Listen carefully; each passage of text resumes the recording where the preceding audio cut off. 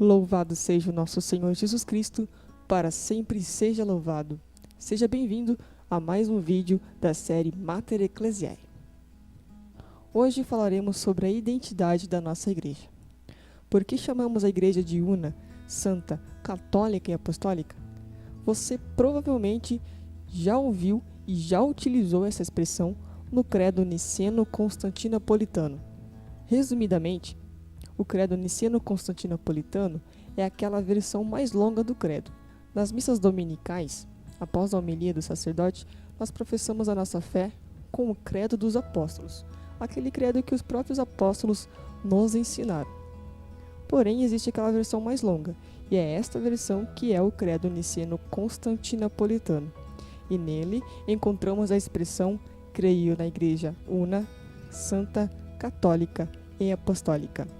A igreja é una, porque ela é única. A sua origem e seu modelo é a unidade da Santíssima Trindade. Assim como o Pai, o Filho e o Espírito Santo são um, a igreja, sendo o corpo místico de Cristo, também é uma. Jesus Cristo sendo único, a sua igreja também é única. Jesus fundou uma igreja. Assim diz em Mateus capítulo 16, versículo 18, onde Jesus edificou a sua igreja sobre Pedro. Tu és Pedro, e sobre esta pedra edificarei a minha igreja. Nota que ele fala a minha igreja e não as minhas igrejas. É certo que no Novo Testamento encontramos a palavra igrejas, no plural. Porém, esse termo é utilizado para se referir às dioceses, que são as comunidades lideradas por um sucessor legítimo dos apóstolos. Afirmar que a igreja é una vai muito além do fato dela ser a única. Afinal, a igreja possui uma unidade em seu governo, uma unidade na sua doutrina e uma unidade na sua liturgia. O mesmo evangelho que nós ouvimos nas missas dominicais em nossa paróquia é o mesmo lido em todos os lugares do mundo. A igreja é santa, porque Deus é o seu autor e isso faz dela uma instituição divina. Ela é santa porque a sua alma é o próprio Espírito Santo que a vivifica. É errado afirmar que a igreja é santa e pecadora. O certo é dizer que a igreja é santa e formada por pecadores. A igreja é santa porque Cristo se entregou por ela para santificá-la. São Paulo diz na carta aos Efésios, capítulo 5, versículo 25, que Cristo a santificou por meio de seu sangue. Por isso, os nossos pecados não ferem a santidade da igreja. Papa Paulo VI afirma que a igreja é indefectivelmente santa, ou seja, ela é santa e sem defeitos. Desde os primeiros séculos do cristianismo, se diz em latim que a igreja católica é immaculata ex maculatis, ou seja, a igreja é imaculada composta de maculados, lembrando que mácula significa sujeira, mancha ou impureza. Assim, a igreja não é santa pelos nossos méritos, não é santa pelas ações humanas, ela é santa porque Deus a santificou para a nossa salvação.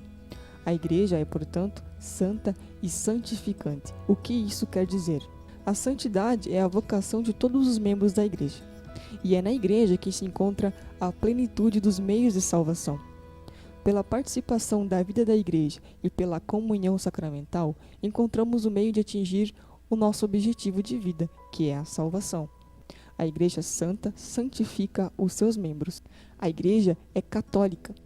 O termo católico deriva do grego, que significa universal, geral, ou referente à totalidade.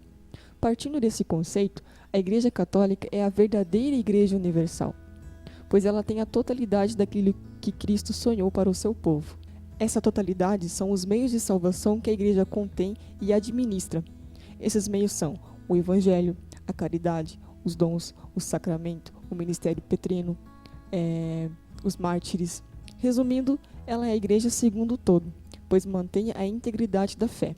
Diferente das seitas que pegam de tudo aquilo que Cristo falou e nos deixou, pegam somente a parte que convém. A igreja é católica porque anuncia a totalidade da salvação para todos os povos, em todos os tempos, lugares e culturas. A igreja é apostólica, Dizemos isso porque a igreja foi fundada sobre os apóstolos e podemos entender isso de 3 diferentes formas. Primeiro, ela foi e continua sendo construída sobre o fundamento dos apóstolos. Segundo, ela conserva e transmite os mesmos ensinamentos dos apóstolos. Terceiro, são os apóstolos, por meio de seus sucessores, os bispos, que continuam a guiar a igreja em sua missão pastoral. Jesus disse aos apóstolos em Lucas, capítulo 12, versículo 32: Não temais, pequeno rebanho, porque foi do agrado de vosso Pai dar-vos o reino. Esse pequeno rebanho são os 12 apóstolos, e o reino a qual Jesus se refere é o seu povo, a sua igreja. Resumindo tudo isso de acordo com o Catecismo da Igreja Católica, do parágrafo 866 a 870.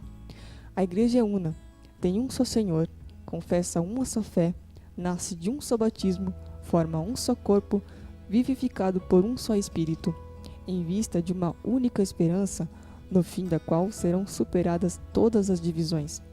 A igreja é santa. O Deus Santíssimo é o seu autor. Cristo, seu esposo, se entregou por ela para santificá-la. O Espírito da Santidade a vivifica. Embora congregue pecadores, ela é imaculada, feita de imaculados. Nos santos brilha a santidade da Igreja.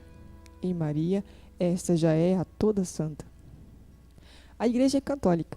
Anuncia a totalidade da fé. Traz em si e administra a plenitude dos meios de salvação. É enviada a todos os povos. Dirige-se a todos os homens, abarca todos os tempos. Ela é, por sua própria natureza, missionária. A Igreja é apostólica. Está construída sobre fundamentos duradouros, os 12 apóstolos do Cordeiro. Ela é indestrutível, é infalivelmente mantida na verdade. Cristo a governa por meio de Pedro e dos demais apóstolos, presentes em seus sucessores, o Papa e o Colégio dos Bispos.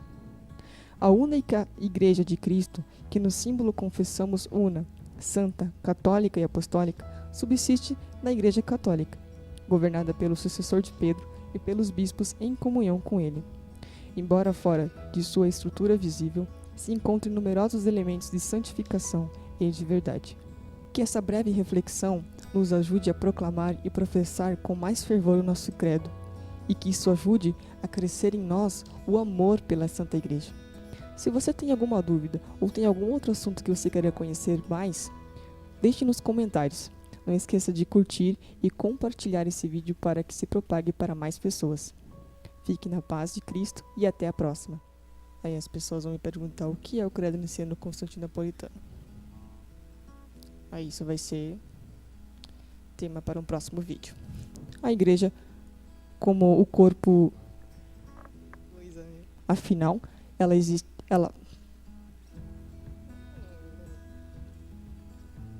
tentativa de número 254, que são as comunidades lideradas por um sucessor, de novo sucessor. Será que eu falo no catecismo? Não, vai lá. Oh.